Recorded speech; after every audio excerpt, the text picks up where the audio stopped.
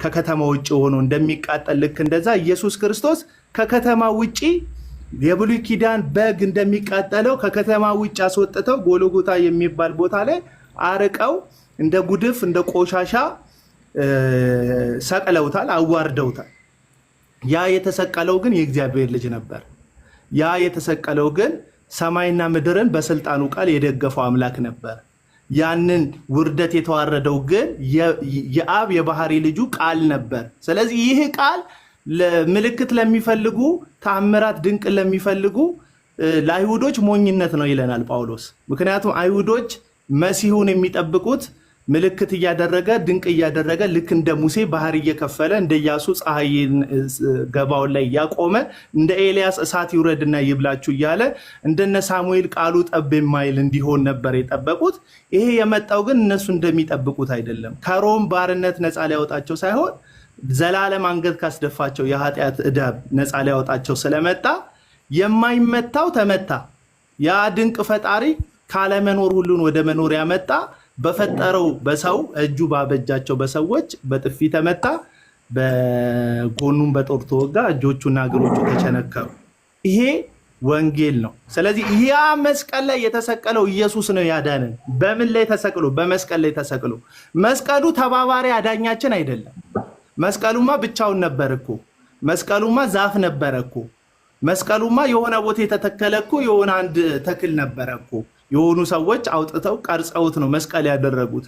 ምንም ብቻውን ሊያደርግ የማይችል መስቀል፣ ያ ምንም ብቻውን ማድረግ የማይችለው መስቀል ኢየሱስ እንዲሰቀልበት ሲፈረድ፣ ያ እዛ መስቀል ላይ ኢየሱስ ፍርድን የኛን ፍርድ ወስዶ ሲሰቀል እዛ መስቀል ላይ በተሰቀለው በኢየሱስ ድነናል።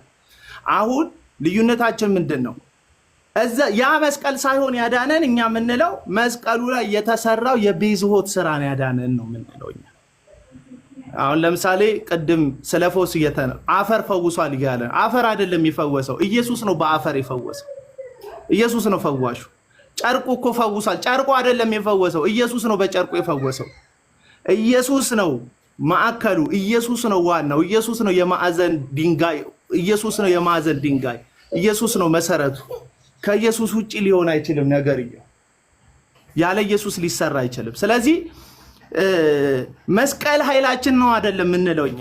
በመጽሐፍ ቅዱስ በአንደኛ ቆሮንቶስ ምዕራፍ 1 ቁጥር 18 ላይ እንደሚናገረው የመስቀሉ ቃል ነው ለሚጠፉት ሞኝነት፣ ለእኛ ግን የእግዚአብሔር ጥበብና ኃይል ነው። የመስቀሉ ቃል ለሚጠፉት ግን ሞኝነት ነው። ስለዚህ እኛ መስቀሉ ሳይሆን የመስቀሉ ቃል ነው ኃይላችን እንላለን። ስለዚህ ሙሉ ክብሩን መስቀል ላይ ለተዋረደው ለኢየሱስ እንሰጣለን። ለእንጨቱ ወይም ለምልክቱ አናጋራውም። ምልክቱን ግን እንደ ተራ ምልክት አድርገን ደግሞ አንቀበሉ። ምክንያቱም በአትሮኖሶቻችን ላይ በመስበኪያዎቻችን ላይ እናደርገዋለን።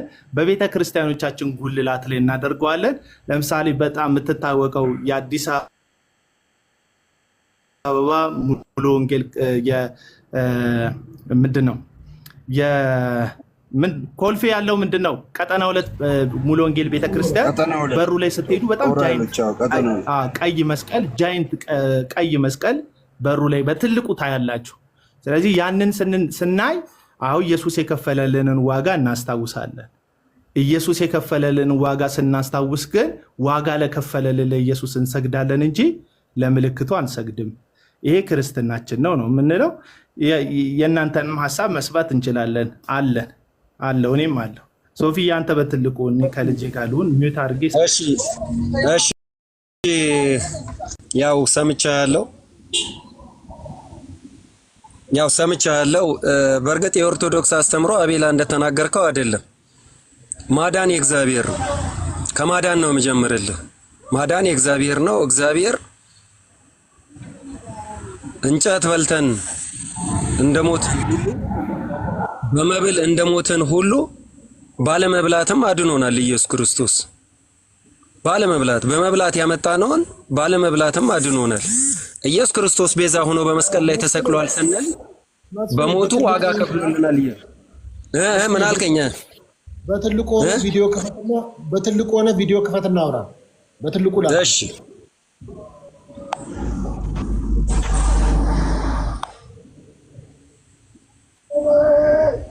አውራ መልካም መልካም። እንግዲህ አክሊል የተገነዘብክበትና የሄድክበት ርቀት ያው ከስጋው እንጂ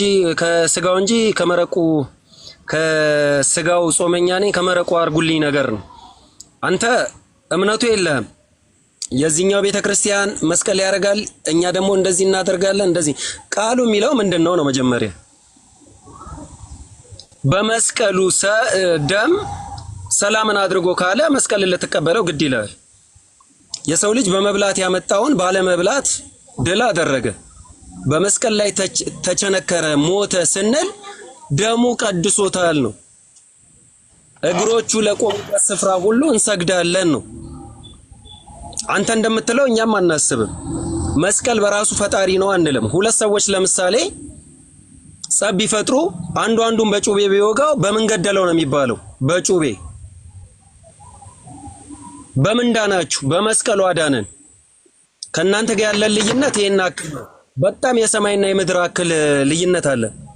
በጣም በሚደንቅ አሁን እንትና አቤላዬ ምኑም እንደው ረጅም ጊዜ ወንጌል ላይ በፕሮቴስታንት ያው ቆይተ ከብዙ ሰዎች ጋር ስትወያይም አውቃለሁ። መጽሐፍ ቅዱስ አይደለህም። አሁን አንተ መጽሐፍ ቅዱሱ እኔ ማንነቴ ብሎ ከገለጸልህ መቀበል ነው ያንተ ስራ። ማማረጥ ውስጥ መግባት እኮ አይጠበቅብህም። ስለዚህ ለምሳሌ የመስቀሉን ቃል ለሚያጠፉት ሞኝነት ለኛ ለምንድን ግን የእግዚአብሔር ኃይል ነው ይላል። የመስቀሉ ቃል የሚባለው የጌታችን የኢየሱስ ክርስቶስ መከራን የሚናገር ለኛ ለምንድን ግን የእግዚአብሔር ኃይል ነው ይላል። እንግዲህ የመስቀሉ ኃይል የጌታችን እንግዲህ ሞኝነት ነው የሚለው ለማን ነው? ለማያምኑ። አሁን ለማያምን ምንድነው? ሞኝነት ነው።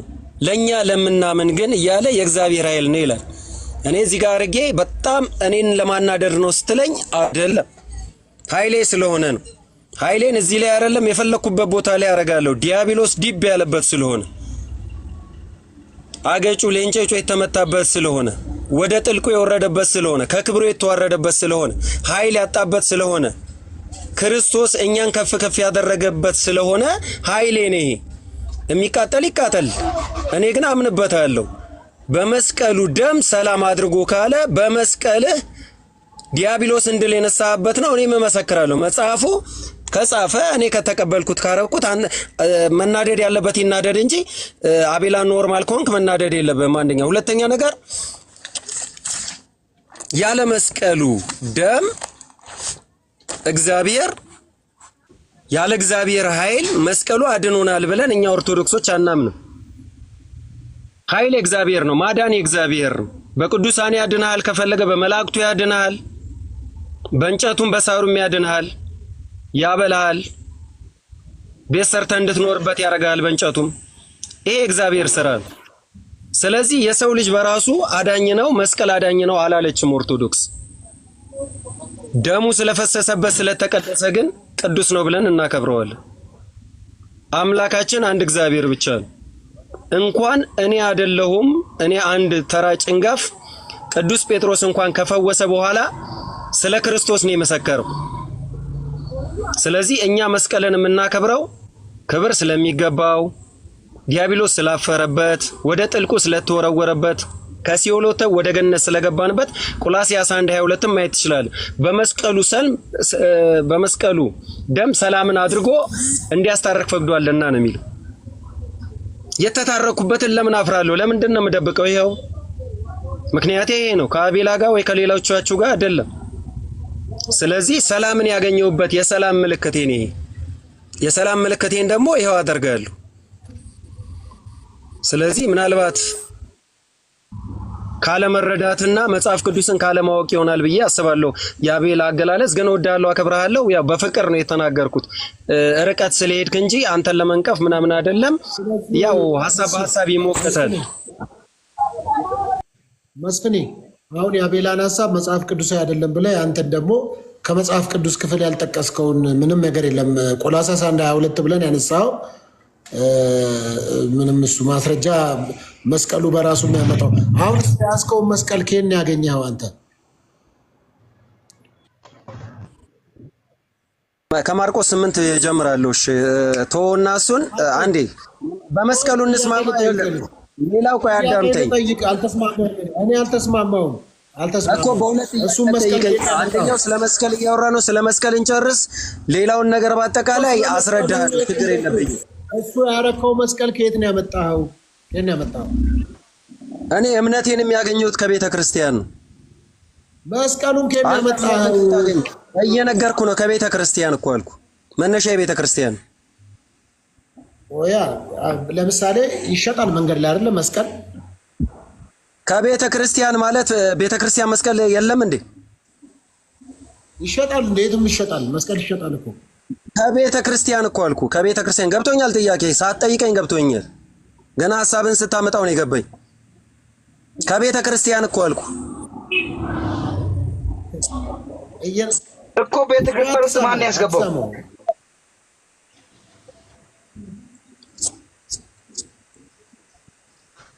ያንተ አሁን ያንተ መስቀል ራሱ ትንሽ ለየት ያለ ነው። ትክክለኛው መስቀል አይደለም ያንተ። ለየት ካለብህ መስቀል ብለህ ለምን ትጠራለህ? ሶፊ ለምን በተለየው መልክ አጠራውም? ታዲያ መስቀል የሚያድን ኧረ ሶፊ ይሄ መስቀል ካልሆነ መስቀል ብለህ ለምን ትጠራዋለህ ታዲያ? ያንተ ትክክለኛ አይደለም ያልኩ ከላይ እንዲህ ነገር አለው። መስቀል ብለህ ለምን ትጠራዋለህ? አይ ቆይ አዳምጠኝ። መስቀል ብለህ ለምን ትጠራዋለህ? ይመስላል ነው ካልኩት ነው። እሺ እንዳልክና ሌሎቹ ቆይ ልንገራ፣ አክሊሉ ካረገው መስቀል ያንተ ዲዛይኑ ይለያል አይደለ? እሺ ቆይ መጀመሪያ ይኸውልህ፣ አሁን ለምሳሌ ሶፊዬ በጣም ሪስፔክት አለኝ አለውና መስቀል ሲጀመር አለው። መስቀል ሲጀመር የወል ስም እኮ ነው፣ የህብረት ስም። ለምሳሌ ወንበዴውም የተሰቀለው መስቀሉ ላይ ቆይ አይደለም። መስቀል መሰለው ቀለል ባለ ነገር ልንገርህ መስቀል የመሰለ መስቀል የሚባለው ነገር መስቀል የሚል ስም የያዘው ኢየሱስ ክርስቶስ ከተሰቀለበት በኋላ መስሏል መሰለኝ። ድሮም ኢየሱስ ከመሰቀሉ በፊት መስቀል ነበረ።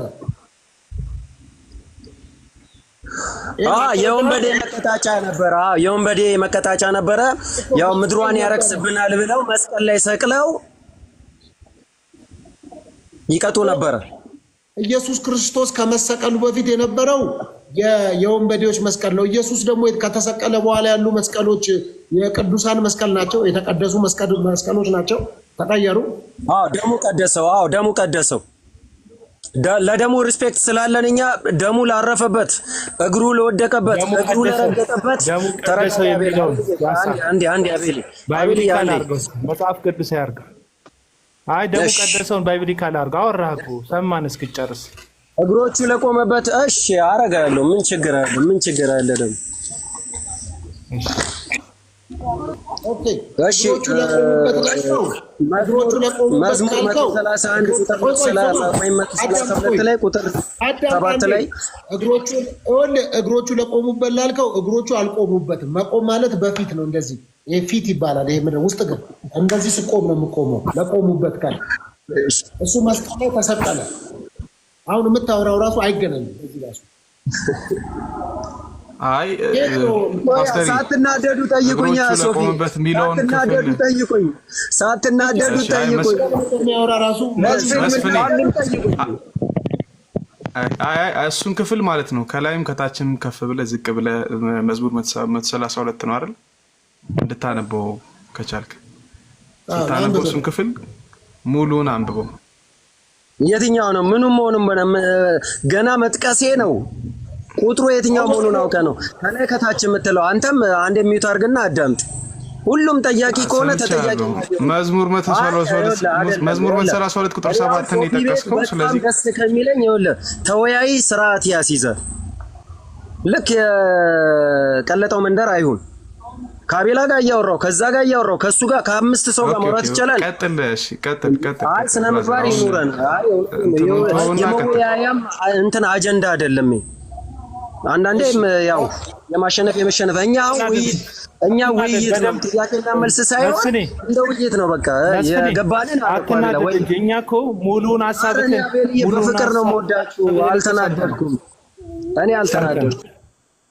እሺ ላምብልህ እንትን ኤርሚን ቢያወራ ቶፒኩ ላይ ነው እንጂ አንተን ለማዋከብ አናወራም። እኛ እዚህ ጋር በጣም እንትን ወገባችን እስኪቀጭ ምናምን ድረስ አንተን ማሳፈር ፕሮግራም የለንም። በማንም እዚህ ጋር ማንንም ለማሳፈር አልገባም። ለመማማር ነው።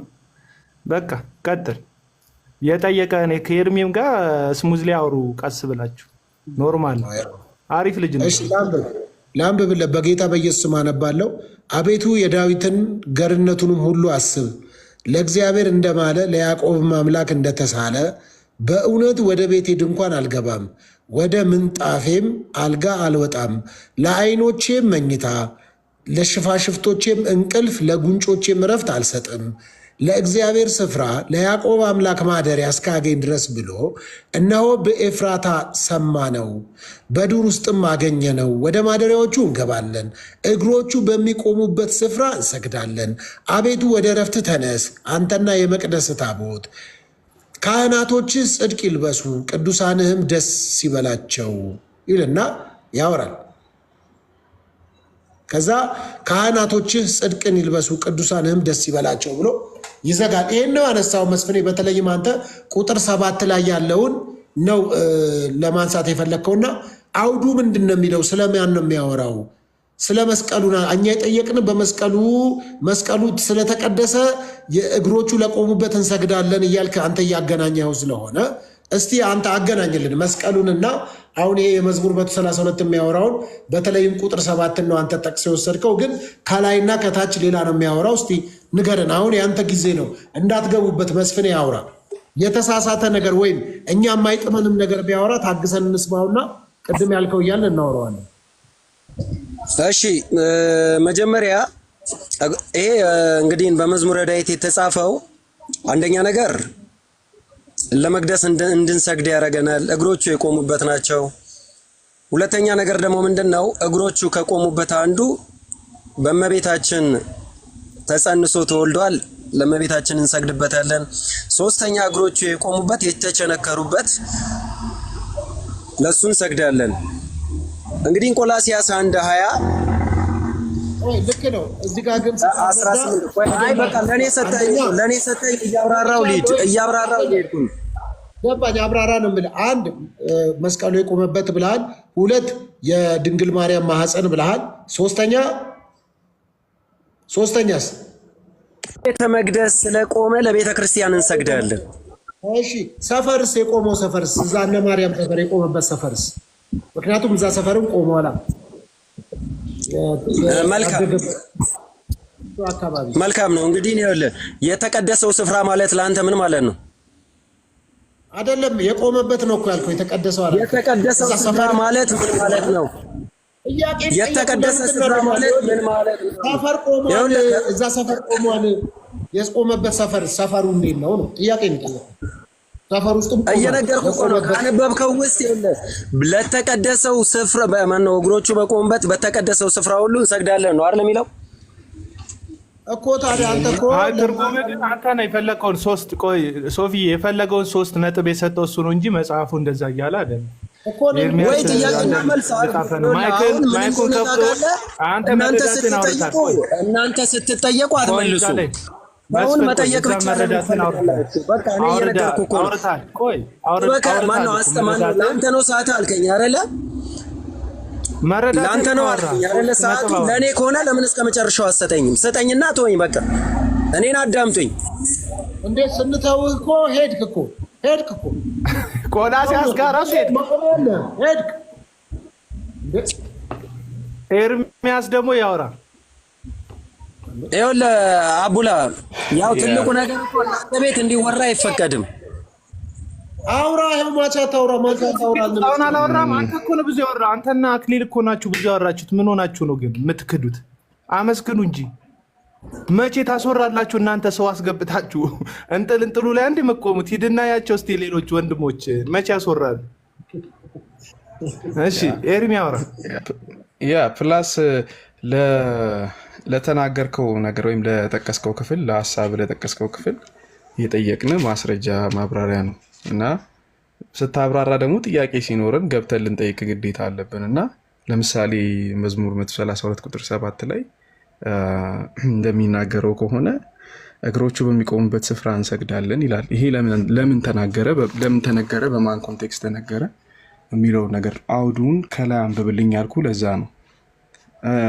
ዳዊት መጀመሪያ አስቀድሞ በዚህ ክፍል መሰረት ዳዊት ገርነቱን አቤቱ የዳዊትን ገርነት ሁሉ አስብ ሐሳቡ ስለሚያወራው ስለ ዳዊት ነው። ስለዚህ ዳዊት ደግሞ ምን ብሎ ማለ? ለእግዚአብሔር እንደማለ ያዕቆብም አምላክ እንደተሳለ ከዛስ በእውነት ደግሞ ወደ ቤቴ ድንኳን አልገባም ወደ ምንጣፌ አልጋ አልወጣም እያለ ዳዊት የተናገረውን ነገር ይናገርና ለያዕቆብ አምላክ ማደሪያ እስካገኝ ድረስ አልገባም ወደ ቤቴ ምናምን ብሎ ይናገርና ወርዶ ወደ ማደሪያዎቹ እንገባለን። ከዛስ እግሮቹ በሚቆሙበት ስፍራ እንሰግዳለን። ከዛስ አቤቱ ወደ ረፍትህ ተነስ፣ ካህናቶችን ጽድቅን ይልበሱ፣ ቅዱሳን ደስ ይበላቸው ብሎ በዚህ ክፍል ላይ የሚናገረው ስለ ቤተ መቅደሱ ነው እንጂ አንተ እንደምትለው ኢየሱስ ክርስቶስ በምድር ላይ በተመላለሰበት ጊዜ ስለረገጠው ቦታ ምንም የሚያወራው ነገር የለም። እዚህ ክፍል ውስጥ አንተ የምታወራው ነገር ካለ አስረዳን። ቤተ መቅደስ የተባለው ስፍራ ኢየሱስ ክርስቶስ የተሰቀለበት ስፍራ ከሆነ ንገረን። ኢየሱስ ክርስቶስ የተሰቀለበት ስፍራ ቤተ መቅደስ ከሆነ ጀስቴላስ እሱን አሳምነን። አደርዋይስ ግን ይህን ክፍል እንሰግዳለን ለሚለው ነገር ማስረጃ ለመስቀሉ ማስረጃ አድርገ ማምጣት ትክክለኛ ቫልዩብል አይደለም ነው እየተከራከርን ያለው እኮ ከዛ አንጻር ገባ። አሁን ይሄ በብሉይ ኪዳን የተነገረ ክፍል ነው። በብሉይ ኪዳን የተነገረ ክፍል ብቻ አይደለም፣ ስለ መቅደስ እየተናገረ ነው። የመቅደስ ታቦትን ነው የሚያወራው። ስለዚህ በአዲስ ኪዳን የመቅደስ ታቦት አለ ካልኩ ኢቨን ትክክለኛ ታቦት የሚለው ኮንሰፕት በአዲስ ኪዳን የለም። ኢቨን በኦርቶዶክስ ቤተክርስቲያን ስጋና ደግሞ የሚፈተትበትን መፈተቻ ወይም ደግሞ ጠረጴዛ እንዳላችሁ አውቃለሁ፣ እናምናለን። እነሱ ግን ይሄ በፍጹም አንተ የምትለውን ነገር አያስረዳም። አሁን ያብራራው ራስ ተናግረ ራስ መልሰልኛል። ስለ ታቦት ተውናውን ስለ መስቀሉ አወራ መለስክልኝ እኮ በቃ። ግን አንድ ጥያቄ ማስረጃ አድርገን ያመጣኸው አዳምጠኝ። መቅደስ ይኸውልህ መቅደስ ብለህ የተናገርከው የአዲስ ኪዳንና የኦሪትን ለያይተን የተናገርከው ማስረጃ አለ እዚህ ቦታ ላይ? የአዲስ ኪዳኑ አይደለም ስትል ማስረጃ አስተኝ። የተነገረው ክፍሉ ራሱ የተናገረው ስለ አዲስ ኪዳን አይደለም ካልክ ማስረጃ አስተኝ። ክፍሉ ራሱ ይሄ ክፍል አሁን ዳዊት ሲናገር መቼ ነው እኮ ማስረጃ አስተኝ? ማብራሪያ ሳይሆን ማስረጃ አስተኝ። ኦኬ ማስረጃውን ማሰማ ነው እኮ ይለያያል ካልክ ማስረጃ አስተኝ። ስላለመሆኑ ማስረጃ አስተኝ። እሺ አዳምጠኝ፣ ረጋ ብልና አዳምጥ። አንደኛ ማስረጃን አስቀድም፣ ችግር የለውም እኔ አዳምጣለሁ። ሚውት አረ እኮ አዳምጣ። አንደኛ በዚህ ክፍል መሰረት ክፍሉን ራሱ ዳዊት ራሱ የሚናገርበት ክፍልና ጊዜ በብሉይ ኪዳን መቅደስ ውስጥ በነበረ አገልግሎት ውስጥ የነበረው ነገር ነው የሚናገረው። አንደኛ። ሁለተኛ ደግሞ በአዲስ ኪዳን ይሄ ነገር ቀጥሏል እንዳትል፣ በአዲስ ኪዳን ታቦት ቀጥሏል ካልክ ባጭሩ ምን ማለት ነው? የብሉይ ኪዳን ክህነት ስርዓት ቀጥሏል እያልክ ነው። የብሉይ ኪዳን ታቦት ቀጥሏል እያልክ ነው። የብሉይ ኪዳን ስርዓቱ ቀጥሏል እያልክ ነው። ስለዚህ አሁንም ሄደ በግ ማረድ አለብህ። አሁንም ዋኖስ ማረድ አለብህ። ይሄ ነገር ለቀጥሏል በፍጹም ማስረጃ ሊሆን አይችልም ለአንተ ራሱ። በአዲስ ኪዳን አንዴ ስለኛ የታረደው ኢየሱስ ክርስቶስ፣ ስለኛ የሞተው በመስቀል ላይ የተሰቀለው ኢየሱስ ክርስቶስ መስዋዕት ከሆነ በኋላ አንዴ ደሙን ይዞ ገባ ነው የሚለው። ያ ይዞት የገባው ደም ደግሞ አንዴ ይዞት የገባው ደም ለዘላለም ደግሞ ለእኛ ማስተሰሪያ ሆነልን ነው የሚለው መጽሐፍ። ስለዚህ ከዚህ ክፍል ስንረዳ አንተ የምታነሳው ሀሳብ በፍጹም ውሃ ሊያነሳ አይችልም። እዚህ ጋር አሁን ስለ ስግደት የሚያወራውን አምጣና ቆይ ጥያቄን ትደግምልኛለህ?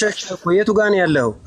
የኔ ጥያቄ ለመቀጠሉ ማስረጃ አስተኛልከኝ፣ ላለመቀጠሉ ማስረጃ አስተኛልከኝ ሰጠው። ጥያቄን ድገምልኝ። የኔ የጠየቁን ድገምልኝ። አዳምጥሽ። አሁን የብሉይ ኪዳን የመቅደስ ስርዓት ላለመቀጠሉ ማስረጃ አስተኛልከኝ አይደል? አላልኩ። ምንድነው የመቅደሱ እዚህ ጋር ያየው ለዚህ ጋር ያነበብከው መቅደስ የአዲስ ኪዳን ስላለመሆኑ ማስረጃ ስጠኝ ነው ያልኩ። ማስረጃ ነው የፈለኩት። አሁን አንተ የምትለው መለጠጥ ፈለክ ማውራት የፈለከው ስለ መስቀሉ ትታውን ወዴት ሄድክ? ወደ ሌላ ውስጥ ገባ። እኔ ስለዛ አይደለም ያው ፐርሰናሊ እቆይ ካወራ አቅሙ ካለ አሁን ማስረጃ ስጠኝ። ማስረጃ ከሌለ ደግሞ ለምን ታወራለህ? በአዲስ ኪዳን ሲጀመር መቅደስ የሚባል ስርዓት የለም። ቤተክርስቲያን ነው ያለችው። አዳምጠኝ። በአዲስ ኪዳን አንድ መቅደስ የሚል ስርዓት አሳየኝና ከዛ በኋላ ነው ዳዊት የተናገረው ስለ አዲስ ኪዳን አይደለም የሚል ማስረጃ ስጠኝ። አይደለም እያልከኝ አይደል? ማስረጃ ስጠኝ። ምንም ክፍሉ ራሱ የተነገረው ብሉይ ኪዳን ላይ ነው። እኮ ታዲያ አሁን ያለ እግሮቹ በሚቆሙበት ስፍራ እንሰግዳለን። መዝሙረ ዳዊት መቼ መጥቶ ነው የሚቆመው? መቼ መጥቶ ነው የሚቆመው? ነገረኛ መቼ መጥቶ ነው የሚቆመው? መቼ መጥቶ ነው የሚቆመው? ይሄ እኮ መቅደሱን ሊሰራ ባለበት ሰዓት የተናገረው ነገር ነው። መቅደሱን ለመስራት በሚያስብበት ጊዜ ዳዊት የተናገረው እግሮቹ ያረብናት እንደዚህ አይነት ፈጣጥነትማ በጣም እውነት ከእውቀት መራቅ ነው። እግሮቹ በሚቆሙበት ስፍራ እንሰግዳለን አለ ኢየሱስ ክርስቶስ። መቼ ነው የሚመጣው አልኩ እኮ። እንደው እግሮቹ የሚቆመው በዛ ስፍራ ላይ መቼ ነው? ኦኬ አሁን አጭርና ግልጽ አድርጌ ጥያቄ እጠይቃለሁ። የት ነው? አትጠይቀኝ፣ መልስ። ለምንድን ነው የምትጠይቀኝ? ሳትመልስ ለምንድን ነው የምትጠይቀኝ? የኔ ምላሽማ መልሽ ይላል። አልመለስክልኝም። ምኑን ነው የመለስከው? መልሽ ምን ተገናኘና ምን አንተ ታቦት አለ የለም እዛውስ ማን ግባ አለ? አቅም ካለ ማውራት ከሌለ ደግሞ መተው። አንደኛ ስሜታት አቅምህን ወቅ መጀመሪያ ለይሄን ይቆይ አዳምጠኝ። አንደኛ መንፈሳዊ ነገር ደባራ ሰው ረጋ ብላ አወራ። ሁለተኛ ደግሞ የጠየቀው ጥያቄ ምን አረኩ አቅም የለም ማለት ረጋ ብላ አወራ። ምንድነው የጮኸው? ለመማማር ከሆነ የምታወራው ያንተ ለማወቅ እስኪ ማወቅህን እናየዋለና እንደዛ ከሆነ ቀላል ነው እኮ ማወቅህን መልስልኝ። ማወቅህን ለማየት ስትጠየቁ ፈርታችሁ ስትጠይቁ ደግሞ ደስ ብሏችሁ እኮ ብራዘር ምን እንደፈለክ አልገባኝም። ቆይ አዳምጠኝ። በእርሱ በኩል በመስቀሉ ደም ሰላም አድርጎ ይላል። ሰላም ያደረገ በምን በኩል ነው? መልስ ስጠኝ አንተ ራስህ። አሁን ይሄ ቆላስይስ 1:20 ላይ ቃሉን ይኸውልህ ቆላስይስ 1:20 ላይ በእርሱ በኩል በመስቀሉ ደም ሌላ ክፍል ላይ በመስቀሉ ደም ነው የሚለው። በመስቀሉ ደም ይኸው ሰላም አድርጎ በመስቀሉ ደም ሰላም ያደረገበት ነው ይወደዋል። በምኑ ነው የሚለው? ስለዚህ መስቀሉ ይኸው እኔ መስቀሉን እንጠቀመዋለሁ በመስቀሉ ደም ስለሆነ ይኸው ደሙ ነው ብራዘር። ቆይ አዳምጠኝ። ሰብጀክቱ አንድ ነገር ተረዳኝ። ደሙ ማለት ሌላ ውስጥ አትግባ። ይኸውልህ ያንተ አሁን እኮ አየኸው እኮ ያዝ ሲያረጉ መፈናፈኛ ስታጣ ልጠይቅ መወሸቅ ያታርገው መጠየቅን ተጠይቅ። ዮሴፍ ጠየቀኝ እኮ ከአንዴም 3 ጠየቀኝ እና 3-4 ጊዜ መልሼልሃለሁ። እነሱ እየጠየቁኝ እንኳን አልማርከኝ። እንደው ብጠይቅ ምንድነው ችግሩ? አንተ እነሱ እንኳን እየጠየቁኝ ጥያቄ እስኪ ጠይቅ። አልገባኝም። ጠይቅ እስኪ ምንድነው ጥያቄ? እሺ በምን ዳንን? በደሙ ብቻ በመስቀሉ ደም መልስልኝ። ይሄንን አንድ መልስ ነው የምትሰጠኝ። የዳነው በደሙ ብቻ ነው በመስቀሉ ደም? አንድ መልስ ነው የምፈልገው። ማለት ምን ማለት ነው? ቆይ በመስቀሉ ደም ምን ማለት ነው? አንድ ጥያቄ ነው። ከነቦታው ነግሬሃለሁ፣ ደግምልሃለሁ። የዳነው በደሙ ብቻ ነው በመስቀሉ ደም? በክርስቶስ ደም ነው የዳነው። እሺ እንደዛ ከሆነ መጽሐፉን እንመን አንተን እንመን። በክርስቶስ በእርሱ እንደ መዝሙረ ዳዊት ላይ አዳምጠኝ። አንደኛ መዝሙረ ዳዊት ላይ ያለውን ሐሳብ አልጨረስክም። ቆይ መዝሙረ ዳዊት ላይ ያለውን ሐሳብ መጨረስ መች አለቀ? ለኔ ምዕራፉና ቁጥሩ አቡ ላይ ያው ከይቅርታ ጋር ምዕራፉና ቁጥር 7 ነው ያነሳው። አንተም ራስህ እንመልስ። አቡ ላይ አንተ ራስህ መልስ። ይሄንን ቆላስይስ አንተ ራስህ መልስልኝ። አንተ ራስህ መልስ።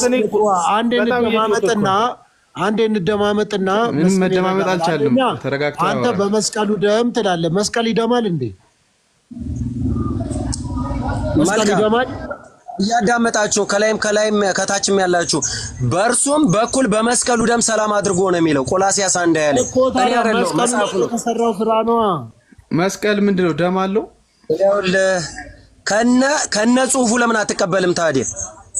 ከነ ጽሁፉ ለምን አትቀበልም? መስቀልም እንደማለት ነገር አለ እኮ መጽሐፍ ቅዱስ እኮ እየተተረጎመ ነው የሚቀርበው። አየር ላይ አንተ ቃል በቃል የምትለው ግራ ገብቶሽ ከአቡላ ጋር እንትን ኮኝ ሆነሽ ታጋውነሽ እንትን ሰግሰገውነሽ ታስቀኝ ጀመራል። አይ ብራዘር አሁን ይኸውልህ ሐሳብ አንደኛ ቆይ ይኸውልህ አንደኛ ያው የራሱ መነሻ ያለው አንዴ ብራዘር ምንድን ነው ስሜት የሚሆነው ልጁ መስፍኔ ረጋብና አንደኛ ማስረጃ ቆይ አንዴ ኤርሚ በምንድን ነው አዳነቷቸው የሚለው በምንድን ነው መልስልኝ። ሶሪ እና ማለት ነው አንዴ እንደዚህ ከእንደዚህ ሰው ጋር መወያየት አስቸጋሪ ነው፣ ግን ረጋብልና መጀመሪያ ማለት ነው መዝሙር 132 ቁጥር 7 ማስረጃ አድርገህ ያመጣኸው ቆይ አንዴ አክሊሉ ማስረጃ አድርገህ ያመጣኸው አንተ ነህ። ለምን ማስረጃ አድርገህ ያመጣኸው?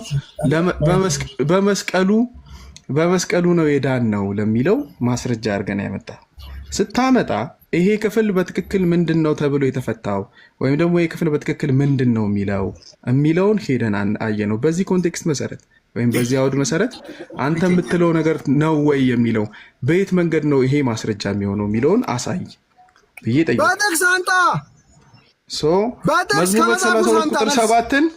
መዝሙር 132 ቁጥር 7ን እንደ ማስረጃ የእግሮቹ በሚቆሙበት ስፍራ እንሰግዳለን የሚል ቆይ እግሮቹ ኧረ አክሊሉ እባክዎትን ጋሼ በዚህ ድሞት ለክብድም እንዲመረብሽ እና በመዝሙር 132 ቁጥር 7ን እንደ ማስረጃ አድርገህ ስታቀርብ ምን ብለህ ነው ያቀረብከው? እግሮቹ በሚቆሙበት ስፍራ እንሰግዳለን የሚለው ኦኬ። ስለዚህ ለመስገድ እግሮቹ በሚቆሙበት ስፍራ እንሰግዳለን የሚለውን ማስረጃ አመጣ። ስለዚህ እግሮቹ በሚቆሙበት ስፍራ መስገድ የሚለው ክፍል ይሄ ክፍል የቱ ጋ ነው ያለው? ስለምንድን ነው የሚያወራው? ኮንቴክስቱ ምን ይላል ብዬ ስጠይቅህ አንተ ምንድን ነው መቅደስ ምናምን ትላለህ፣ ነገር ሌላ ነገር ትላለህ። ማስረጃ አድርገህ ያቀረብከው ነገር ለአንተ ማስረጃ እየሆን አይደለም። ሁለተኛ እግሮቹ የሚቆሙበት ስፍራ ካልክ ለኢየሱስ ክርስቶስ በምድር ላይ ሲመላለስ ኢየሱስ ክርስቶስ እግሮቹ በጣም ብዙ ቦታ ቆመዋል። ቅፍርናሆም ቆሟል፣ ገሊላ ቆሟል፣ በናዝሬት ቆሟል፣ በምድር በብዙ ቦታዎች በእስራኤል አካባቢ ዞሯል። ሰው እግሮቹ የቆሙበት ቦታዎች ሁሉ እየዞርክ ለምን አሰግድም? ወደ ማደሪያው ችግር እኮ ይሄ ነው። ጽሁፉን አንብበው ወንድም ያልተረዳም ወደ ማደሪያው እንገባለን። ማደሪያው ሁሉ ቦታ ላይ ነው እንዴ? ምን አይነት እንትን ያለ አገነዛዘብ መስቀል ውስጥ ነው እንዴ ማደሪያው? ቆይ መስቀል ላይ ነው እንዴ ማደሪያው? ተረጋጋ። ሌላ አታክ አታድርግ። መጀመሪያ እንዳነበበ ሰው ሪያክት አደረክ። እሺ አልኩ። አሁን ባለበት መቅደስ አይደለም ያለው አልከኝ። ማስረጃ አምጣ ስለ ሽንት መጣ የምትናገረው ወደ ታቦት ሄድክ፣ ግራ ገባ። አሁን ማስረጃ አምጣ። አሁን ደግሞ መጣና ይኸውልህ እነሱ ፍራታ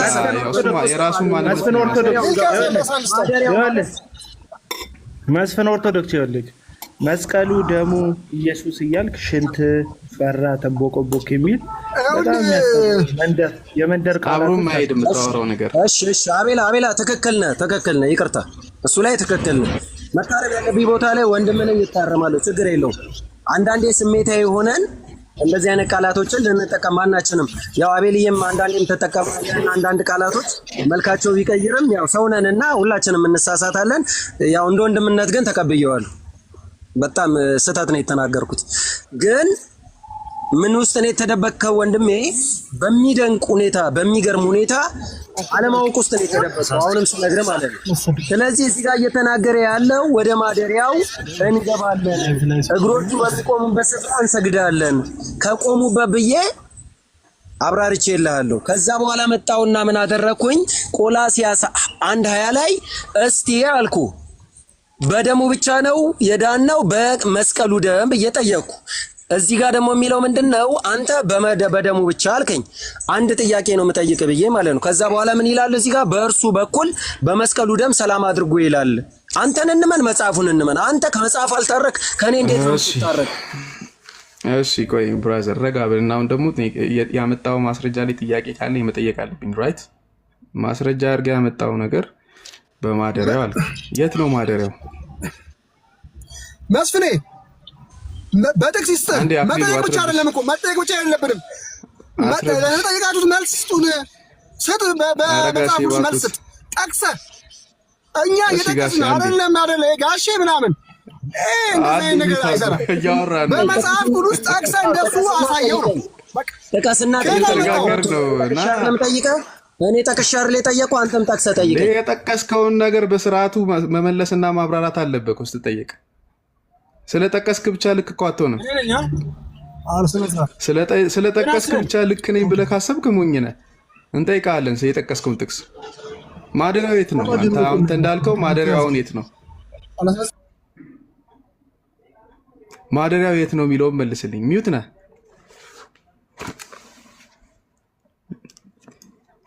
ሚዩት ነህ መስፍን እያወራህ እኮ ነው።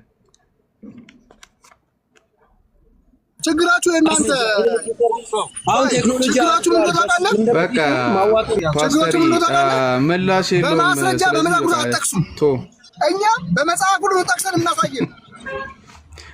እኛ ይኸውልህ መጽሐፍ ቅዱስ እንደሚል እኛ መስቀል ኃይላችን ነው የሚል ቃል የለውም። የመስቀሉ ቃል ግን ምንም እኮ አንደኛ ቆሮንቶስ ምዕራፍ 1 ቁጥር 18 አለ። አንደኛ ቆሮንቶስ ምዕራፍ 1 ቁጥር 18 መዝሙር ኤርሚያ አክሊሉ ሚውት አድርግ። እኔ ከመስፍኔ ጋር ነው። አክሊሉ ሚውት አድርግ። ከመስፍኔ ጋር ነው። አንተ ስታወራኝ ጠይቄ ነው የምጀምረው። አንተ ስታወራ ጠይቄ ነው የምጀምረው። አትጠይቀኝም። መጀመሪያ እኔ ነኝ የምጠይቀው። ከተስማማኝ እኔ የተሳሳት ከሆነ ይልክ መዝሙር 132 ለኢየሱስ የተጠቀሰ ጥቅስ አይደለም። ራሱ የተነገረው መዝሙር ዘማሪ የዘመረው መዝሙር ራሱ በሁለተኛ ዜና ቀደም ለምን አልመለስክም? ቀደም ለምን አልመለስክልኝም?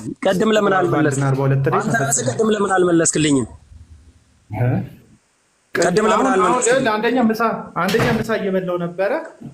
ቆይ ከልጆቼ ጋር ነበርኩ፣ ምሳ እየበላው ነበር።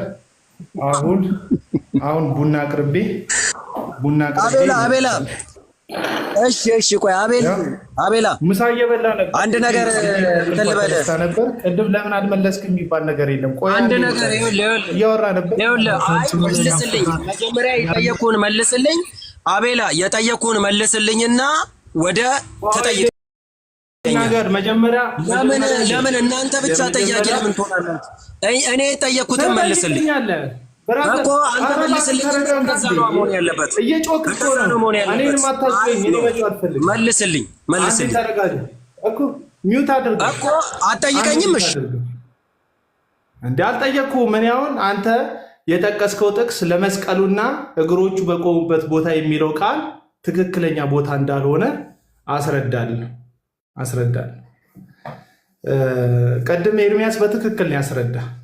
ትዝ የሚልህ ከሆነ በመጽሐፍ ቅዱስ ላይ ዳዊት የእግዚአብሔር ቤት ማደሪያ መቅደሱን ለመስራት ጠይቆ እግዚአብሔር በእጁ ላይ ደም እንዳለና መቅደሱን ሊሰራ እንደማይችል እንደነገረው መጽሐፍ ቅዱስ ይናገራል። ዳዊት የዛን ጊዜ ያን ነገር ከእግዚአብሔር ከመስማቱ በፊት ሰላም ለእናንተ እንዴ በጣም ትልልቅ ሰዎች ናችሁ ሁለታችሁ፣ ትልልቅ ምራቅ ዋጥ ያደረጋችሁ ናችሁ እና እንደ ትልቅ ሰው ይሁኑ። ቆይ አቡላ ምንድን ነው ያደረኩት እንዴ? እኔ ራሴን እኮ ነው። አንተን አልነካው፣ መነጽር አልነካው፣ ሚዝ አልነካው። ይሄው አክሊሉ ሚውትን አታንሳ ነው። አሁን አክሊሉ ሚውትን እያነሳ ስለሆነ የረበሻ ነው ድምፅ። አክሊል ሚውት አድርጓል። እሺ ወጥቶን ማን ያስወጣው? ሶፊ አንተን ያስወጣው? ማን ያስወጣው? መስፍኔ። ስለዚህ መዝሙር 132 የሚናገረው ቃል ዋናው ሀሳቡ ያለው ምንድን ነው? ዳዊት የአምላኬ ቤት ማደሪያ ሳይኖረው እያለ ነው። ትዝ የሚላችሁ ከሆነ የእግዚአብሔር ታቦት የሚያድርበት ቦታ የነበረው የግለሰቦች ቤት ውስጥ ነበር። የግለሰቦች ቤት የነ አቢዳራ ቤት ውስጥ ታቦቱ ያድር ይውል ነበር። ስለዚህ ዳዊት ወደ ከተማ እሱ ወደሚኖርበት ከተማ ታቦቱን እንዲያመጡለት እንደተናገረ ከዛ በኋላ በጣም ሰለብሬት እንዳደረገ እኔ በአማረና በተሸለመ ቤት ውስጥ እየኖርኩኝ እንዴት የእግዚአብሔር ቤት ማደሪያ አይኖረውም ብሎ እንደተናገረ መጽሐፉ ይናገራል። ስለዚህ ዳዊት አንድ መሐላ ምሎ ነበረ። ይህም መሐላ ነው መዝሙር 132 ላይ ያለው ለዓይኖቼ እንቅልፍ አልሰጥም የእግዚአብሔር አምላኬ ማደሪያ ሳይኖረው ብሎ የተናገረውን የትንቢትን ቃል ወይም የቃል ኪዳንን ቃል ነው በዝማሬ ያስቀመጠው መዝሙር 132 ላይ ማለት ነው። አቤቱ ዳዊት የዳዊትን ገርነቱን ሁሉ አስብ፣ ለእግዚአብሔርም እንደማለ ለያዕቆብ አምላክ እንደተሳለ ስዕለት ነው። እንደተሳለ በእውነት ወደ ቤቴ ድንኳን አልገባም፣ ወደ ምንጣፌ አልጋ አልወጣም። ይህ የዳዊት ስዕለት ነው። ቅድም ኤርሚያስ በደንብ ነው ያስቀመጠው። ለዓይኖቼም መኝታ፣ ለሽፋሽፍቶቼም እንቅልፍ፣ ለጉንጮቼም እረፍት አልሰጥም፣ ለእግዚአብሔር ስፍራ ለያዕቆብም አምላክ ማደሪያ እስካገኝ ድረስ። ለታቦቱ ማደሪያ ለመስራት ሀሳብ ስለነበረው ማለት ነው። እነሆ በኤፍራታ ሰማው በዱር ውስጥም አገኘ ይላል። እንደምታውቁት ዳዊት የተወለደበት ከተማ ኤፍራታ የምትባል ከተማ ውስጥ ነው። ዳዊት በቤተልሔም በኤፍራታ ነው የተወለደው ዳዊት። ስለዚህ የሚጠቅሰውም ራሱ ስፔሲፊክ የሆነ ቦታ እየተናገረ ያለው የዳዊትን ከተማ ነው። ወደ ማደሪያዎቹ እንገባለን፣ እግሮቹ የሚቆሙበትን ስፍራ እንሰግዳለን። አቤቱ ወደ እረፍት ተነስ፣ አንተ የመቅደስ ታቦት ይላል። ስለዚህ ወደ እረፍት ተነስ፣ እግር ወደ ተቀመጠበት ቦታ እንሰግዳለን እያለ የሚናገረው ስለማን እንደሆነ ይነግረናል። አንተ ብሎ እስካሁን ከላይ እያወራለት ያለው የመቅደሱን ታቦት እንደሆነ በትክክል ነው ኤርሚያስ ሲነግራቸው የነበረው የመቅደሱን ታቦት እንደሆነ። ከታች ቁጥር 7 ላይ ወደ ማደሪያ እንገባለን፣ እግሮች በሚቆሙበት ስፍራ እንሰግዳለን ይላል። ለማን ነው የምትሰግዱት ሲባል ቀጥሎ እንደዚህ ይላል፣ አቤቱ ወደ እረፍት ተነስ አንተ የመቅደስ ታቦት ይላል። ስለዚህ የሚሰግዱት ኢየሱስ ለቆመበት በእግሮቹ ለቆመበት ቦታ ሳይሆን እንሰግዳለን እያሉ ያሉት በዚህ ምዕራፍ ላይ ለታቦቱ እንደሆነ በግልጽ የተጻፈ ነው። ስለዚህ አሁን መስቀሉን አንስተን ስናበቃ ለመስቀል የምንሰግደው በመዝሙር 132 ላይ በተጻፈው ቃል መሰረት ነው የሚለው ነገር ዜሮ የሚገባ ከመጽሐፍ ቅዱሱም ሀሳብ ጋር የማይሄድ ነው። የትንቢቱን ፍጻሜ ደግሞ ከፈለጋችሁ ይህንን ትንቢት ፍጻሜ ያገኘው በሁለተኛ ዜና ምዕራፍ 6 ቁጥር 41 እና 42 ላይ ነው። እሱንም ማንበብ እንችላለን። እንደዚህ የሚል ሀሳብ ይናገራል። የትንቢቱ ፍጻሜ ወይም የዳዊት ስዕለት ፍጻሜ ማለት ነው። እንደዚህ የሚል ቃል አለ። የዳዊት ስዕለት የተፈጸመበት ቦታ እነሆ አቤቱ አምላኬ ሆይ ቁጥር 41 ኃይልህ ታቦት ወደ እረፍት ተነሳ። ወደ እረፍት ተነስ ይል ነበር መዝሙር 132 ላይ ወደ እረፍት ተነስ፣ እግዚአብሔር ወደ እረፍት ተነስ እያለ የሚናገረው አሁን አቤቱ አምላኬ ሆይ ከኃይል ታቦት ጋር ወደ እረፍት ተነስ። አቤቱ አምላክ ሆይ ካህናት ደህንነትን ይልበሱ፣ ቅዱሳንን በደስታ ደስ ይበላቸው። አቤቱ አምላክ ሆይ የቀባው ሰው ፊት አትመልስ፣ ለባሪያ ለዳዊት ያደረክለትን ምህረት አስብ ይላል። ስለዚህ በመዝሙር 132 ከቁጥር 1 እስከ 7 ላይ ያለው ቃል ትንቢታዊ የሆነ ቃል ተፈጽሟል ማለት ነው። ይሄንን ቃል ጠቅሰን ለታቦቱ ወይም ለመስቀሉ እንሰግዳለን የሚል መጽሐፍ ቅዱስ ያልሆነ ፍቺ መጠቀም ለእግዚአብሔር ቃል ክብር አለመስጠት ነው የሚሆነው።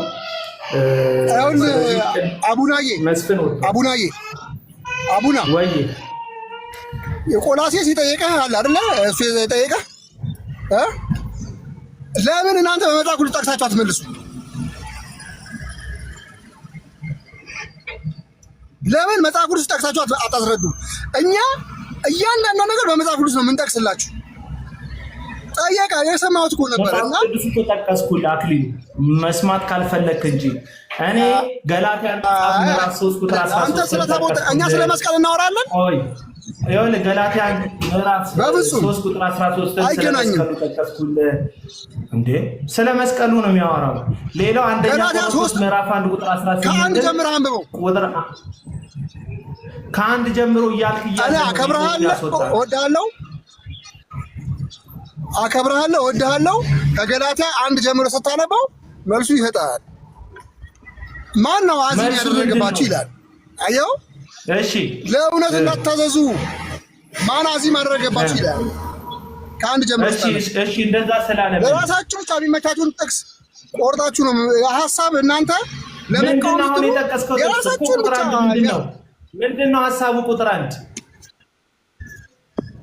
ኢየሱስ ክርስቶስ እንደተሰቀለ ሆኖ በዓይናችሁ ፊት ተሰውላችሁ ነበረ። ለእውነት እንዳትታዘዙ ማን አዚም አደረገባችሁ ይላል።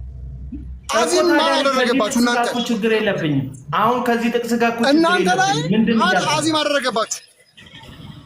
ምን እያልክ ማን አዚም አደረገባችሁ? እናንተ ለእውነት እንዳትታዘዙ ስማ፣ ለእውነት እንዳትታዘዙ ማን አዚም አደረገባችሁ የሚለው ለገላትያን ሰዎች የተጻፈው ቃል ሐሳቡ የሚናገረው ከኢየሱስ ክርስቶስ የመስቀል ስራ ወይም ከክርስቶስ አዳኝነት ሌላ ተጨማሪ ግርዘትን ስለጨመሩ ነው። ይሄ ምን ያገናኛል ከኛ? እናንተ ናችሁ መስቀል ብትጨምሩት፣ እናንተ ናችሁ የሆነ ነገር ኢየሱስ ላይ ብትጨምሩት።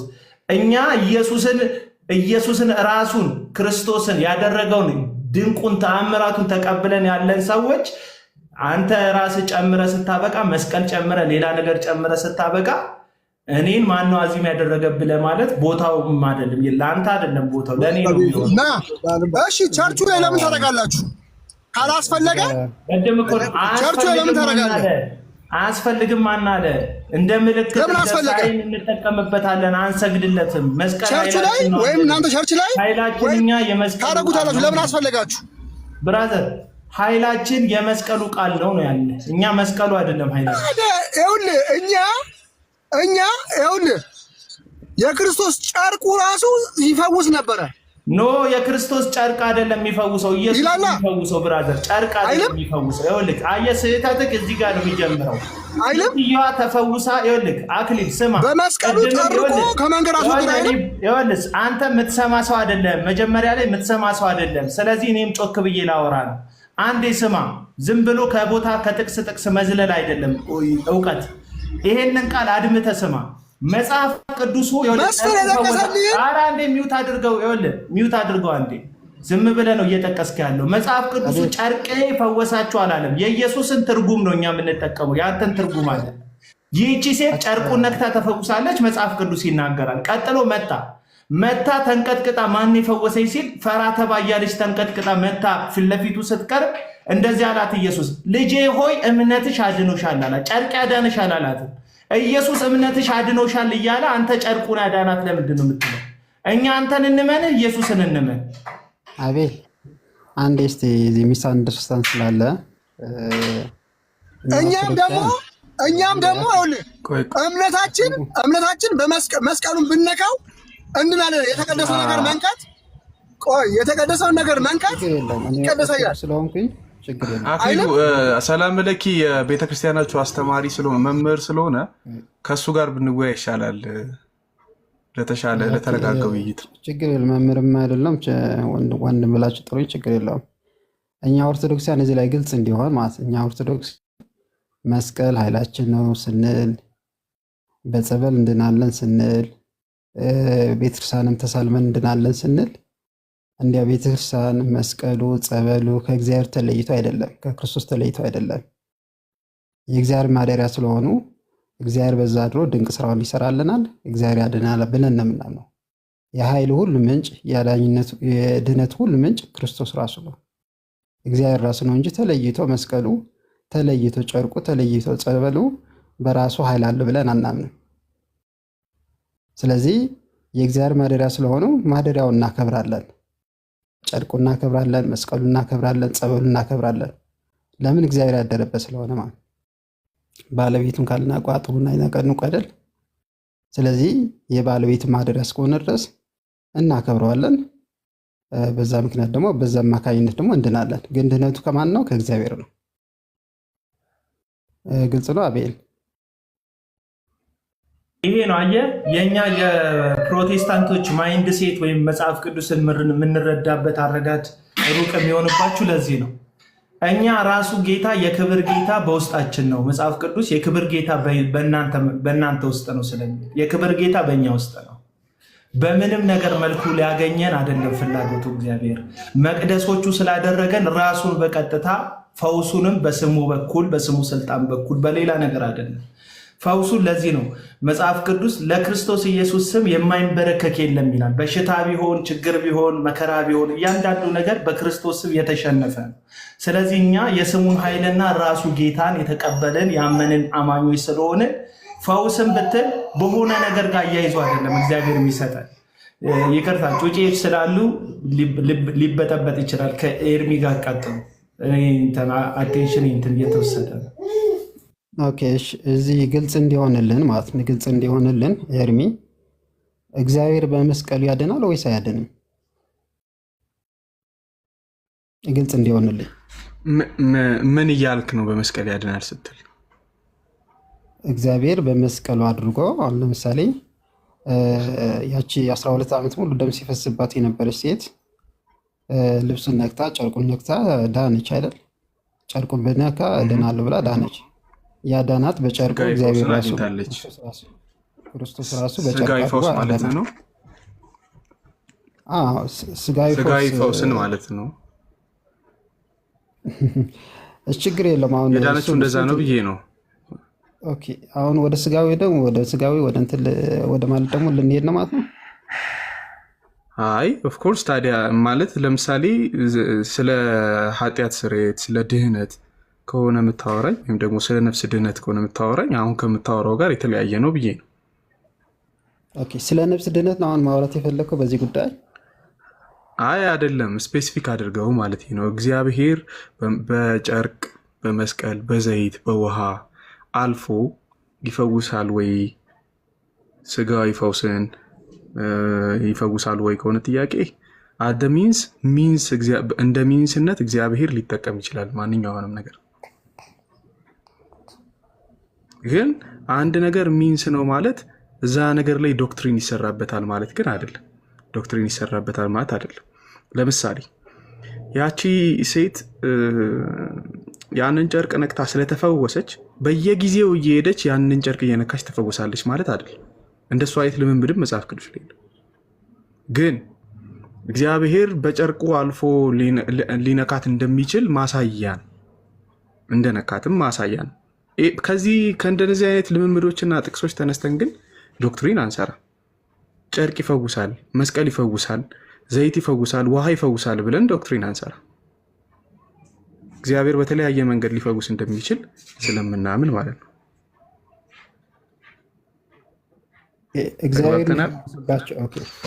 እግዚአብሔር የሚፈውስባቸው መንገዶች ማለት ነው። እግዚአብሔር ባደረባቸው ነገሮች ነው አይደለም እግዚአብሔር ፈውስ የሚሰጠው። የእግዚአብሔር ማደሪያ ባልሆነ ነገር እግዚአብሔር ፈውስ አይሰጥም። ለምሳሌ አሁን በዚህ ሰዓት በክርስቶስ ያመኑ ሰዎች ሁሉ የእግዚአብሔር ማደሪያ ናቸው። አሁን ለምሳሌ የትኛውን አላልኩም ኤርሚ፣ ምሳሌ አሁን ሳይሆን እንትን ያደረኩት ያደረበት ምን ማለት ነው? ለምሳሌ የእግዚአብሔር መገለጫ የሆኑ ሁሉ እግዚአብሔር የሚገልጡ የእግዚአብሔር መገለጫ የሆኑ ሁሉ የእግዚአብሔር ማደሪያ ናቸው። ኃጢአት የማይደረግባቸው የእግዚአብሔር መገለጫ ማለት አሁን ለምሳሌ መስቀሉ የእግዚአብሔር መገለጫ የክርስቶስ መገለጫ ነው። መገለጫ ስለ መስቀሉን ስትመለከት ክርስቶስ ተሰቅሎ ዓለም እንዳዳነ ታስባል። ያንን ይገልጻል፣ ያንን ያመለክታል መስቀሉ ማለት አይደል? ስለዚህ የክርስቶስ መስበኪያ መንገድ ነው። ክርስቶስ የሚሰበክበት መንገድ ስለሆነ እግዚአብሔር በዛ ያድራል አይደል? ያድራል ማለት ምን ማለት ነው? እግዚአብሔር መስቀል እንጨት ውስጥ ይኖራል እያልከኝ ነው? እግዚአብሔር ያድራል ምን ማለት ነው? እግዚአብሔር ያድርበታል ማለት እግዚአብሔር እኮ የሌለበት ስፍራ የለም። እግዚአብሔር የሌለበት ስፍራ የለም። ሲኦል ውስጥም ሳይቀር እግዚአብሔር አለ። የሌለበት የለም። ሙሉ ነው። በሁሉ የሌለበት ቦታ የለም። እንደ ቋንቋ ልትረዳ እኮ ያድራል ማለት እግዚአብሔር ያድርበታል ማለት እግዚአብሔር በዛ ድሮ ድንቅ ስራውን ይገልጻል። ምክንያቱም ክርስቶስ የሚሰበክበት መንገድ ስለሆነ በዛ እግዚአብሔር ስለከበረበት ያን ነገር ድንቅ ስራ ይሰራል ነው። ያን ነገር ስለ ደግሞ ለይቼ አይደለም ከእግዚአብሔር በዛ ድሮ ድንቅ ስራውን ይሰራል ነው። ምክንያቱም እግዚአብሔር የሚሰበክበት መንገድ ስለሆነ ነሰሰርሊ ሊሰራ ይችላል እግዚአብሔር በተለያየ ሚንሶች የሚለው እናምንበታለን፣ እንቀበላለን። ግን ያ ማለት ሁሉ ጊዜ እግዚአብሔር በዛ ውስጥ ነው የሚኖረው ወይም ደግሞ በዛ ውስጥ ነው የሚያገኘን የሚል ግን ትርጉም አይሰጥም። እንደሱ ማሰብም ትክክል አይደለም፣ መጽሐፍ ቅዱሳዊም አይደለም። እግዚአብሔር በመንፈስ ቅዱስ በእኛ ውስጥ አለ፣ በእኛ ውስጥ አድሯል። ክርስቶስ በእኛ ውስጥ አድሯል በመንፈስ ቅዱስ። ስለዚህ የሁል ጊዜ ማደሪያዎቹ የሆነው እኛ ነን እንጂ የሆነ ግዑዝ አካል አይደለም። ለምሳሌ ኢየሱስ ክርስቶስ በመስቀል ላይ ስለኛ ሲል ሲሰቀል መስቀል ላይ የሰራው ስራ አለ። አዎ ያ መስቀል ላይ የተሰራው ስራ ለእኛ ምልክት ይሆን ዘንድ ያንን መስቀል እናከብራለን፣ ሪስፔክት እናደርጋለን። ማለት ክብር እንሰጣለን ለመስቀሉ የሚል አናዋርድም። መስቀልን ሪስፔክት እናደርጋለን፣ እንወዳለን። ያ ማለት ግን እግዚአብሔር በየቀኑ በእንደዚህ አይነት መስቀሎች እየመጣ ማለት በተለያዩ መስቀሎች እየመጣ እኛን ያገኘናል ወይም ደግሞ ይፈውሰናል ማለት አይደለም። እንደሱ አይነት ትርጉም ይሰጣል ብዬ አላምንም። ደግሞ መጽሐፍ ቅዱስ ውስጥም የለም እንደዚህ አይነት ልምምድ። እንደዛ ከሆነ መስቀል አንተ ማስረጃ የሌለ ነገር ማስረጃ እንዴት ይቀርባል? አንተ ነው ማስረጃ ማቅረብ ያለብህ። ለምሳሌ በመስቀል እግዚአብሔር በየጊዜው ሲፈውስ የነበረበትን ማስረጃ ሰጠኝ ይገባል። ችግር የለም ማስረጃ እኮ ሰጥሃለሁ ብያለሁ። እኔ ስለጠየቁ ቀድሜ ምንድን የጠየቀኝ ማን? ቆይ እኔ አይደለ የጠየቁት ማስረጃ ብዬ መጀመሪያ የጠየቁህን እኔ የጠየቁ ከዛ በኋላ ትጠይቀኛለህ። ችግር የለም ማስረጃ ሰጥሃለሁ። ምንድን ነው የፈለግከው? ስለዚህ ማስረጃ ለምሳሌ ማስረጃ ያልኩ ነገር እንዲያው በመስቀል አድረው ሁልጊዜ አይፈውሰንም፣ ሊፈውሰንም አይችልም። እኛንም ብቻ የእግዚአብሔር ማደሪያ ሰዎች ብቻ ናቸው እንጂ እርሱ የሚሰበክበት እግዚአብሔር የሚሰበክበት ነገሮች ላይ የሁል ጊዜ ማደሪያ እንደሆነ መረጋገጫ የለም የሚል ማስረጃ የሚል ማስረጃ ያንን ይደግፈኛል የምትለው ነገር ካለ አምጣ። ያ ኦፍኮርስ መጽሐፍ ቅዱስ በግልጽ እንደሚነግረን በአንደኛ ቆሮንቶስ ምዕራፍ 6 ላይ እናንተ የክርስቶስ የመንፈስ ቅዱስ ማደሪያዎች ናችሁ ብሎ መጽሐፍ ቅዱስ ይናገራል። እዚህ እንደውም ካልክ ይሄንን ስጋ ሄደን ከጋለሞታ ጋር እናሰድረው ይሄ እግዚአብሔር ብልት አይደለምን? እናንተ ውስጥ የሚኖር መንፈስ ቅዱስ አለ ብሎ ይነግረናል መጽሐፍ ቅዱስ። በዚህ መልክ በአዲስ ኪዳን መንፈስ ቅዱስ በሰዎች ውስጥ እንዳደረ አይ ቲንክ በኢዩኤልም ላይ በትንቢተ ኢዩኤል ምዕራፍ 2 እንደተነገረው በመጨረሻው ዘመን ቆይ አልሰማኝም። ጥያቄ ወይም ግልጽ ግለጥልኝ፣ በትክክል አስረዳኝ በለ ጥያቄ። ምክንያቱም እያገኘው አይደለም የኔ ጥያቄ በሰዎች ላይ አድርም አይደለም፣ በቅዱሳን ላይ አድርም አይደለም የኔ ጥያቄ።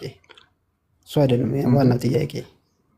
በሌላ ነገር ላይ ያድራል ወይ ነው ጥያቄ። የኔ ጥያቄ በሰዎች ላይ ያድራል ወይ አይደለም የኔ ጥያቄ።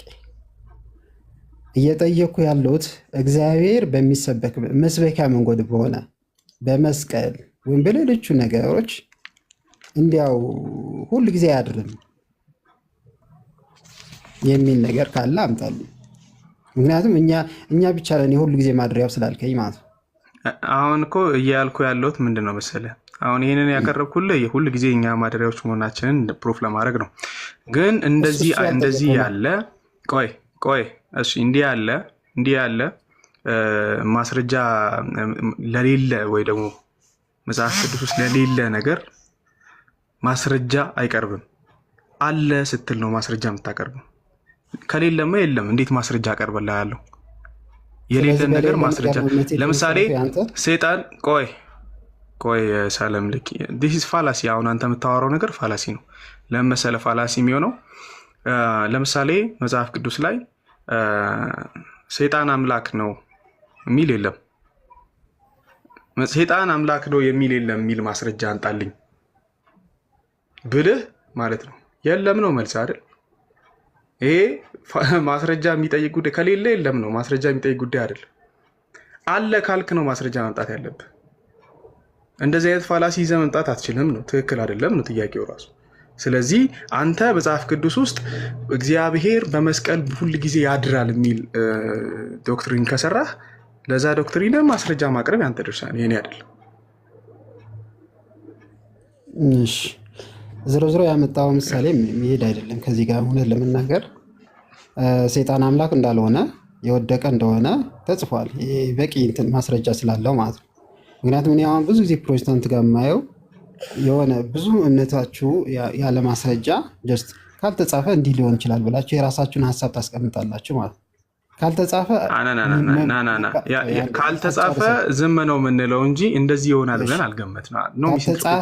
ሚስ ሪፕሬዘንትም አታርገን። ካልተጻፈ ዝም ነው የምንለው። ዝም አትሉ። ለምሳሌ ማርያም ታማልዳለች የሚል መጽሐፍ የለም መጽሐፍ ውስጥ። ለምሳሌ መጽሐፍ ቅዱስ ማርያም ታማልዳለች የሚል የለም። ታዲያም ታማልዳለች የሚል ነገር ከሌለ ለምንድን ነው ታማልዳለች የምንለው? አልገባኝም። ታማልዳለች የሚል ነገር ሲኖር ነው ታማልዳለች የምንለው።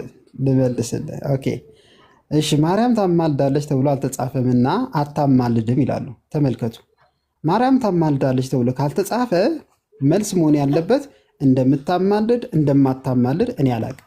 ለምን ተጽፎ ስላላየሁት ነው እንጂ መሆን ያለበት ታማልዳለች ተብሎ ስላልተጻፈ አታማልድም ተብሎ በራስ ላይ የራስ እምነት መመስረት አስፈላጊ አይደለም። አሁን ስትሮማን ፋላሲ ነው። አልተጻፈ ማለት በራስህ አዲስ ሀሳብ ታስቀምጣለህ ማለት አይደለም። መሆን ያለበት ይሄ በጣም እውነት የምነግርህ ሰላም ለኪ ይኸውልህ ፋላሲ ነው። ለምን መሰለህ? ስቲል አሁን በቃ ቅድም የሰጠው ማስረጃ ቅድም ለሰጠው ነገር ማስረጃ ለምሳሌ ማርያም አታማልድም ስል ኢየሱስ ክርስቶስ ቆይ አዳምጠኝ። ማርያም አታማልድም ስል ኢየሱስ ክርስቶስ ያማልዳል የሚል ግን አለኝ። ስለዚህ አማላጅ ኢየሱስ እንደሆነ እነግርሃለሁ። መጽሐፍ ቅዱስ ውስጥ የሚያማልደው ስለተጻፈ። ስለዚህ የሚያማልደው ማን ነው ስትለኝ የሚያማልደውን እነግርሃለሁ እንጂ የማያማልደውን አማላጅ ነው ብዬ አልነግርህም። ሶ ኢት ሚን ምን ማለት ነው መሰለህ? እሱ ሌላ ጉዳይ ነው። በሎጂክ ራሱ ብትሄድ አይ ኖ እሱ ሌላ ቶፒክ ነው። ቶፒኩን ለማንሳት ሳይሆን ለምሳሌ ነው እየነገርኩህ ያለው። በዛም ቢሆንም ላወራ እችላለሁ፣ ግን ቶፒኩ እንዳይነሳ አሁን ለምን ሌላ እንትን ውስጥ እየሄድኩ እኮ አይደለም፣ ምሳሌ እየሰጠው ሌላ ቶፒክ እንዳይነሳ እኔ እንደ ሀሳቡ ነው። ለምሳሌ እኮ ምሳሌ ስሰጥህ ግን እንደ ምሳሌ ውሰዳ። እሺ ታማልዳለች ተብሎ ካልተጻፈ አታማልድም ተብሎ መከራከር አያስፈልግም።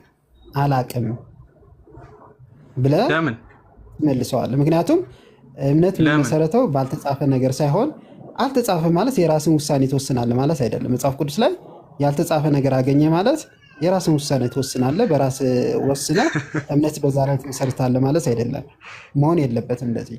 ካልተጻፈ አልተጻፈም አላቅም እንጂ ውሳኔ እየሰጠ ስለዚህ ብዙ ያልተጻፈ ነገር አለ። ለምሳሌ ስለ ብዙ ነገር ቆይ ለምሳሌ ስለ ብዙ ነገር ያልተጻፈ ነገር አለ። ጠይቅ እችላለሁ። አሁን ጠይቅ እችላለሁ። ለምሳሌ ሰዎች ማለት